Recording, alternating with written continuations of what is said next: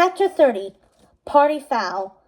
When the soldier carts had broken up the first gathering in the woods, there had been chaos. Now nobody moved. Neither did the Queen of Hearts. She stood stock still at the other end of the room, hand twitching slightly. Then she stamped her foot and roared again, her voice ricocheting off the marble floors and pillars with a horrible, horrible echo. The exclamation was part strangled cry, part question, and part deadly command. "What are you doing in my castle? Get out! Get out! Get out!" And that's when the room erupted. Wonderlandians fled every which way, abandoning the service entrance and running to doors on all sides, even flooding past the Queen herself in an effort to leave as quickly as possible. They threw off their hats, their colorful sweaters, their favorite clothes, scrambling to become a mass of gray again. Red saw Tweet and Dora bend down and hide their faces, bumping into others when they couldn't see where they were going. There were so many more teenagers than last time that bottlenecks formed at the exits, and people began to scream. "Clubs," Ace said under his breath. Chester ran over to them. "She wasn't mad last time," Red said uncertainly. "She's probably just had a long day." As the crowd parted, the Queen of Hearts focused her dagger gaze on the Wonderland Party Commission. Her face, normally very pale, was beet red. A thick vein pulsed in her forehead, and her mouth was a snarl. "I don't know, Red," said Chester. "Guards!" the Queen bellowed. "Maybe we should go," Red said. "As quickly as possible," confirmed Ace. Some legions of soldier carts were shoving their way through the doors, working to stop the terrified kids who were trying to get out. "Take them away!" Red's mother shrieked. Anyone you can get your hands on." "Up here!" Red beckoned Chester and Ace toward the door on the stage that blended in with the marble wall around it, the passage that was used as an out should the Queen ever need a quick escape. When they were inside the dark tunnel, Ace switched on a flashlight he'd smuggled out of the room. "Good thinking," Red whispered, "but we have to hurry. She knows I know about the secret passage." Ace gave Red the light and she led the way, crouching to avoid hitting her head on the low ceiling and running her hand along the stone wall. They came to a fork in the tunnel and Red paused. The left tunnel, she knew, led to the hedge maze, but if the Queen of Hearts had seen Red enter the hidden door and planned to head them off, that would be the first place the soldier carts would look. Red's mother would never expect her to choose the other option. That meant they had to do it. Red grimaced, looking back at the boys. "We have to go this way," she pointed, "but it's not going to be pleasant." "What's down there?" Chester murmured, noting the gradual slope of the path. "The former servants' passageway." "The ones under the castle? Aren't those filled with...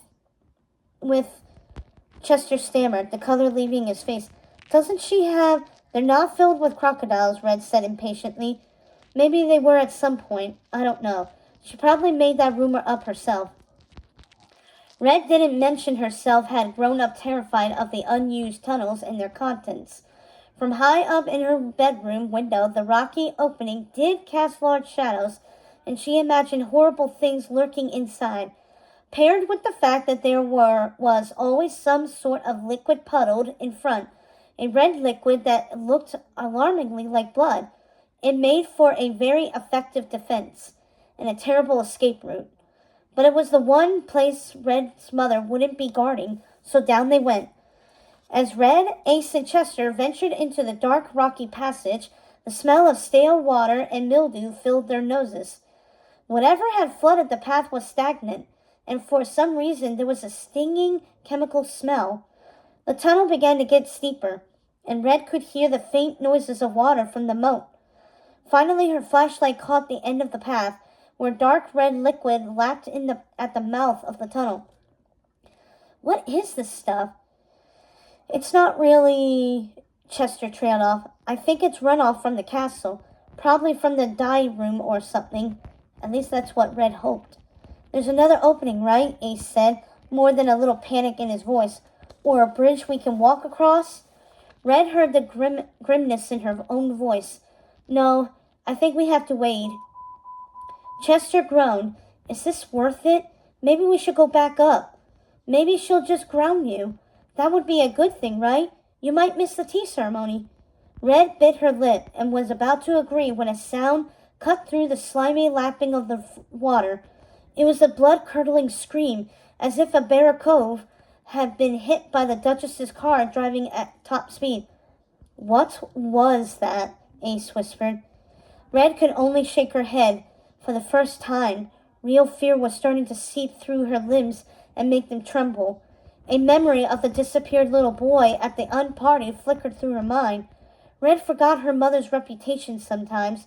Between all the silly royal training and the ceremony planning and years of mundane life in Wonderland with little rebellion, Red had forgotten why the citizens were so predictable and obedient. Because no one wanted to cross the Queen of Hearts, who showed no mercy. Without any more hesitation, the three of them stepped solemnly forward, took deep breaths, and walked into the dark and murky water. It wasn't even cold, which was somehow worse. It was lukewarm, with a strange oiliness that left Red's hands filmy and slick. She switched the flashlight off and held it above the water so it wouldn't get wet. The three moved beneath the boughs of the castle. Luckily, they could touch the moss-ridden ground under whatever had flooded the tunnel, however soft and mucky it might be. From somewhere above them came more shouts and screams. "If we go back to the castle, there's a little trail that we can use to get off the grounds," Red whispered over her shoulder. "Sooner the better," Chester hissed back. "I hate this so much, it's..." He stumbled as he said it, trying to catch himself, but making a sickening splash in the moat. Ace grabbed his arm. "Oh, clubs," Chester moaned. It got in my mouth. Just spit it. Just spit and then..." "Shh," Red said. It was with great relief that they found the little footpath at the end of the tunnel and pulled themselves out of the tepid water. Without pausing to clean themselves off, Red, Ace, and Chester hurried out and away from the castle, back into the woods that surrounded it. Red took one last look at her home before it vanished behind the cover of the trees.